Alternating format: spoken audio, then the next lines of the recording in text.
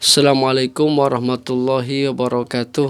Bismillahirrahmanirrahim. Alhamdulillahirabbil alamin wassalatu wassalamu ala asrofil anbiya'i wal mursalin sayyidina wa maulana Muhammadin wa ala alihi washabbihi ajma'in. Qala Allah ta'ala fil Qur'anil Karim, a'udzubillahi minasyaitonir rajim.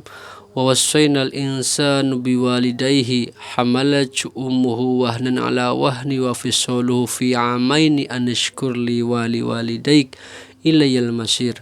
Wa qala Rasulullah sallallahu alaihi wasallam, ridallahu fi ridal walidain wa suhtullah fi suhtil walidain. Sadaqallahul adim wa sadaqa Rasulullah nabiyul karim wa nahnu ala dzalika minasyahidin wasyakirul hamdulillahi rabbil alamin. Amma ba'du. Sahabat fillah yang dirahmati Allah Subhanahu wa taala, pertama-tama marilah kita sama-sama bersyukur kepada Allah dan mengucapkan alhamdulillah karena sampai hari ini alhamdulillah kita masih diberi kesehatan oleh Allah Subhanahu wa taala. Semoga dengan syukur nikmatnya akan Allah terus tambah. Salawat dan salam semoga tetap Allah curahkan kepada Nabi kita Nabi Muhammad sallallahu alaihi wasallam beserta keluarganya, para sahabatnya dan para pengikutnya, semoga kita termasuk di dalamnya. Amin ya rabbal alamin. Sahabat fillah yang dirahmati Allah Subhanahu wa taala, pada kultum yang ketujuh ini kita akan coba membahas kunci suksesmu ada pada ridho dan doa kedua orang tuamu. Ya, sahabat fillah yang dirahmati Allah Subhanahu wa taala, Rasulullah sallallahu alaihi wasallam bersabda, ridallahu fi ridul walidain wa sukhtullah fi sukhtil walidain.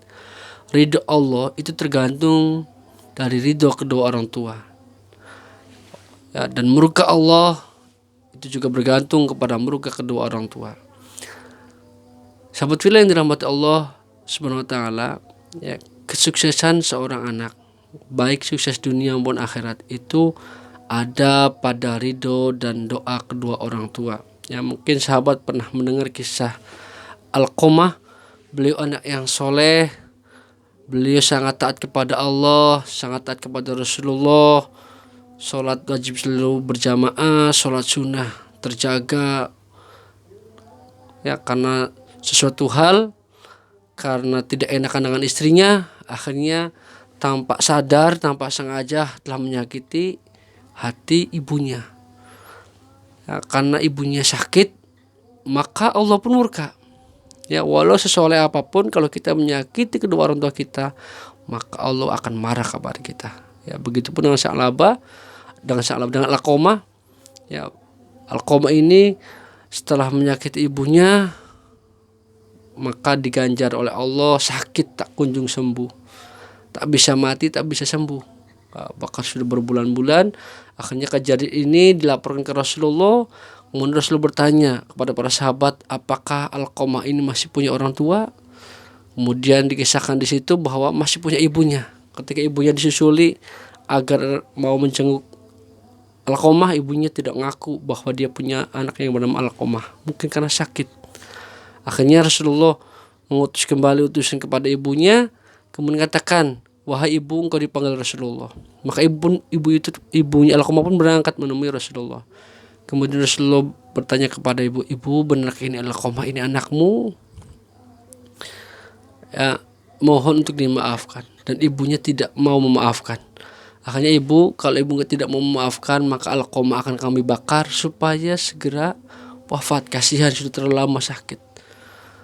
Kata ibunya, enggak ya Rasulullah, monggo. Ya, akhirnya kayu bakar pun dinyalakan. Ya, karena Alqamah mau dibakar, tiba-tiba angin datang dengan sangat kencang dan panasnya sampai ke muka ibunya. Ya, kemudian ibunya Alqamah pun menangis. Ya Rasulullah, tidak mungkin ya seorang ibu tega menyaksikan anaknya dibakar di depan ibunya. Tidak ada satu ibu pun yang tega melakukan itu. Maka ya Rasulullah, aku maafkan Alqamah. Ya, ketika ibunya berkata aku maafkan Alqamah, Alqamah yang sepanjang hari itu sakit, mulut terkunci, ya, tiba-tiba bisa berucap, ya la ilaha illallah Muhammadur Rasulullah dan wafat. Ya, sahabat fillah yang dirahmati Allah, kalau kita hidupnya mau enak, mau sukses, baik dunia dan akhirat, maka jangan sekali-kali berdurhaka atau menyakiti hati kedua orang tua. Carilah ridhonya, ya, buatlah senang hatinya. Jangan suka bikin menangis orang tua. Ya, sebagaimana firman Allah, wa wassaynal insanu biwalidayhi, kamu wasiatkan kepada manusia agar berbuat baik kepada kedua orang tuanya. Hamalathu ummuhu wahnan ala wahni wa fisuluhu fi amaini anashkuri wali walidaik ilayal masir. Ibu, ya, yang mengandung, yang payahnya bertambah-tambah, kemudian menyapi selama 2 tahun, maka kata Allah, bersyukurlah kepadaku.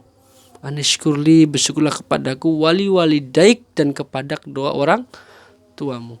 Ilayal masir, dan kepada kamilah tempat kembalimu. Maka taat kepada orang tua ini wajib, bahkan kewajiban kedua.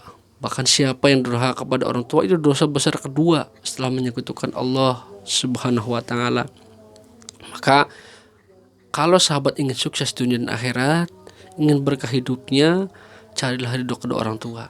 Apapun kondisi orang tua kita, baik beliau itu misalnya awam dalam agama, baik beliau itu petani, baik beliau itu apapun, tetap cari ridhonya.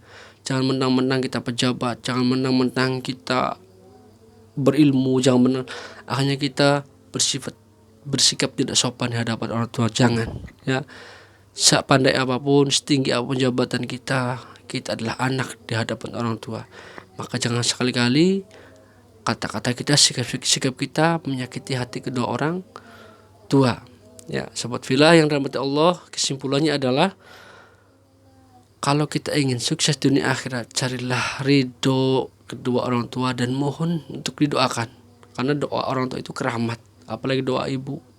Ya, mohon doa kepada ibu. Ya. Kalau kita sudah berkeluarga dan rumahnya sudah misah, sepekan sekali kita harus berkunjung, ya. Minta ridhonya, bawa oleh-oleh. Insya Allah kalau orang tua kita ridho, maka Allah pun akan ridho. Itu saja untuk kultum yang ketujuh ini. Semoga bermanfaat. Billahi taufiq wal hidayah. Wassalamualaikum warahmatullahi wabarakatuh.